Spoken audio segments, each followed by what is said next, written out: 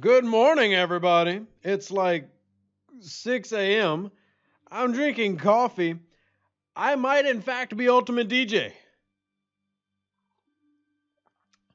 Community coffee, Mardi Gras roast, for all those curious. I don't even drink coffee. But you deserve a video. And what type of video are we doing? Isn't it obvious by what's on the screen? It's time for another Bad Crew video. You're here.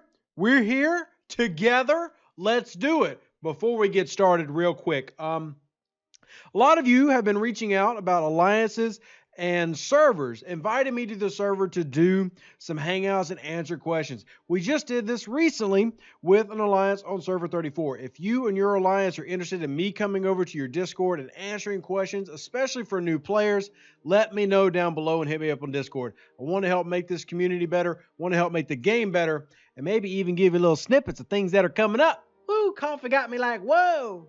Wow! You kind of just snuck up on me there, man. I fear you're underestimating the sneakiness, sir. Hi there.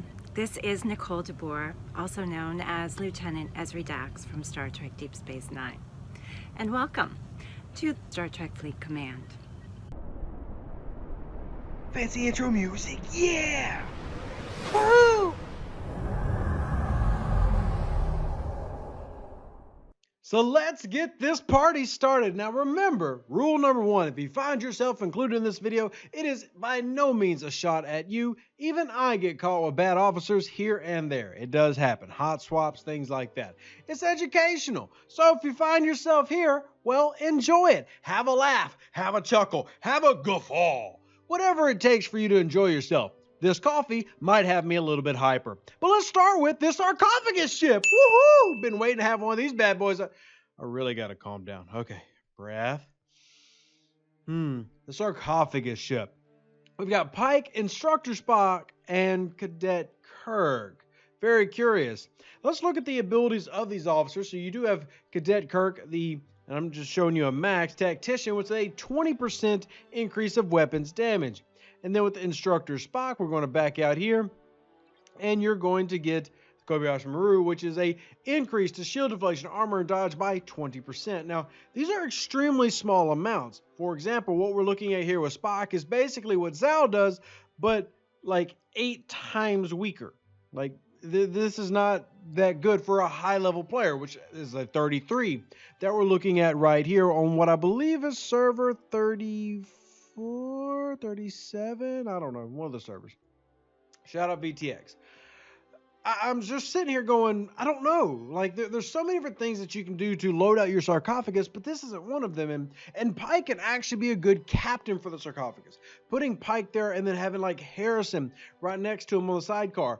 There's you a Sarcophagus loadout. But this simply doesn't make sense. The cadets with Pike, why? There's so many different things that you can do to make this better. And what makes this even worse is this Sarcophagus obviously got caught off of a node because the Discovery wiped it. So even more reason to make sure that thing is crewed correctly, because that was bad. Bad. Coffee. Next up, the Saladin. We got double Saladins. We got Lorca, Captain Killy, and Harrison on Sally number 1, which Straw Hat Luffy, shout out. But then we have my own Sea Doggo. Like, he's mine. This is my guy in my alliance. Like, Sea Doggo, what are you doing? Chang is captain, Koth, and Chen. I don't know if Sea Doggo was trying out some form of specialized, maybe brand new, awesome anti-hostile loadout, but this ain't it, dog. It ain't it. Now let's go over the reasons why. One, you got 2 officers that need hull breach to even work as officer abilities. First one is Koth with the open them up. As long as the opponent ship has a hull breach, Koth increases the damage dealt by kinetic weapons by 20%. Yes, the Saladin has kinetic weapons, but the 20% is nothing. It's not worth using at all. Sea Doggo, stop embarrassing me. You're on my alliance. You're required to have perfection at all times. So cost officer ability needs hull breach to start. There is nobody to proc that. And now we also have our wonderful friend Chang as captain, which once again needs hull breach to use his officer ability. He cannot make hull breach if the ship deals a critical hit to the opponent while it has a hull breach. Chang has a 40% chance of delaying its next weapon attack by 1 round. The Cry Havoc captain's ability, as long as the opponent's ship hull health is under 60%, Chang increases the damage of the weapons by 10%. All three of these abilities are very weak abilities and require hull breach, which does not exist here. So this is a complete wash. The only good officer that makes sense is Chin, if you put like Pike Moreau next to or something and you do some hostile grinding. Sea Doggo, you've really hurt my soul here by being a representative of End and presenting that crew. We're going to make up for it with the Battle Horizon. So happy with this. I love running these. These are hilarious to me. The Battle Horizon taking on a baby Saladin that was crewed curiously.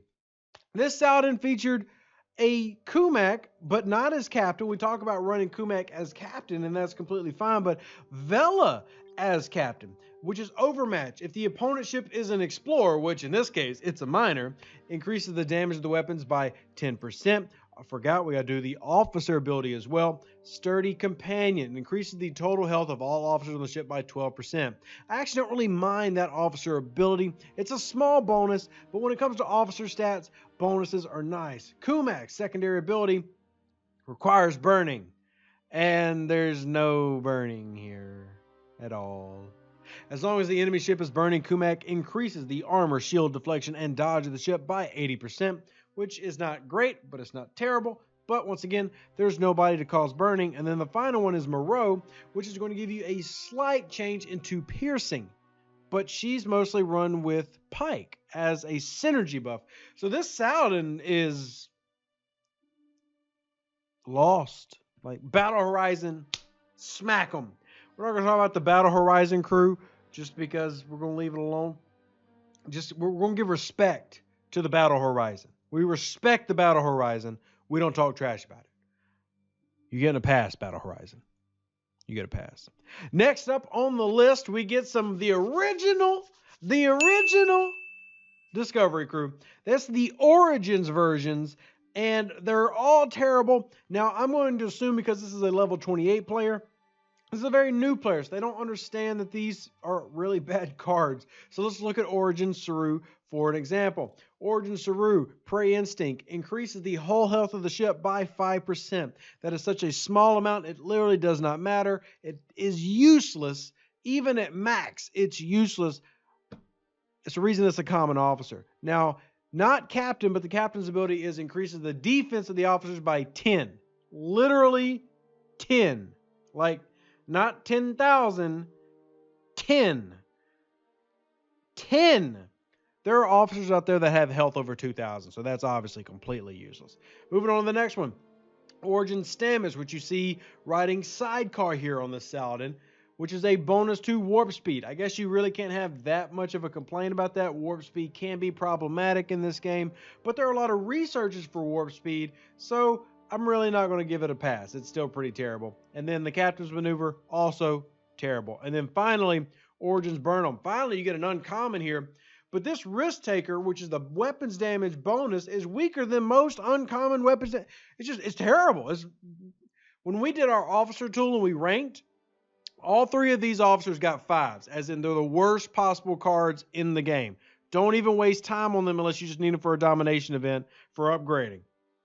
Vulcan Hello increases attack by 15. Whoop-de-frickin-do. No wonder the Centurion whacked it without even taking half health out down. Oh my goodness. Completely garbage, boo-boo, bad. So Bruno, learn from this experience. These are bad. Contact me on Discord. More than happy to help you load out your Saladin and even customize your Saladin based on the crews you have. Because I promise you, you've got better than this. You have better than this. You've got to. Like, you've gotta. Final one of the day. Once again, there is a Spock. There's a Spock. There's a Spock on an Enterprise. But honestly, if I'm being honest, That's not really the problem here. The problem is not the Spock, because we talk about it. A tier 1, tier 2-ish Enterprise, you can get away with Spock because the ship ability is really not that strong yet. Tier 3, sure. Tier 4, tier 5, Spock should not appear. But man, Uhura is literally useless. Let me explain why. I know a lot of people are curious about Uhura because you see that accuracy bonus. So let's go ahead and scroll up to where she is, right here. You see I've got rank 4, almost rank 5, and I've got a 70% bonus to accuracy. Accuracy is one of the piercing values that we use to increase mitigation. Now, accuracy is what you use to counter dodge. So you would be countering an interceptor here, which is already the natural strength of a explorer. They're made to fight interceptors. So you're already boosting, which you should have a natural advantage at. But let's compare it to another officer. So you see Uhura there. Let's scroll down and look at, say, Kang. Kang is a 200% at rank 2. And remember when we talk about Charvanik and Marcus and how you want a minimum of 800%? Because that's how small these numbers are and how much they have to grow. Now, even though they work slightly differently, you see the Kang here working 200% on the crew's attack number, whereas Uhura is giving you a 70% to the ship's accuracy based off the base number. She's still not giving you very much. The only thing you're really getting here is synergy, but you're better off just simply going with Bones, which is Leonard McCoy. Excellent medicine. Every time the ship gets hit by a weapon, increases the defense of all the officers on the bridge by 30%. So not only is that going to increase your stats, but that's going to help your Spock give you more regen in terms of how much you're regenerating shield health wise. So I'm including a Spock on the Enterprise so I can go into more detail about Spock on the Enterprise, because I know all the time we're hating on it, and it does deserve some hate. But in this case, it's the Uhura that leaves me terribly disappointed, and the Kirk Marcus Khan does not leave me disappointed because that's actually a good crew. And yeah, there's everything else. Also here's me dying to a 44.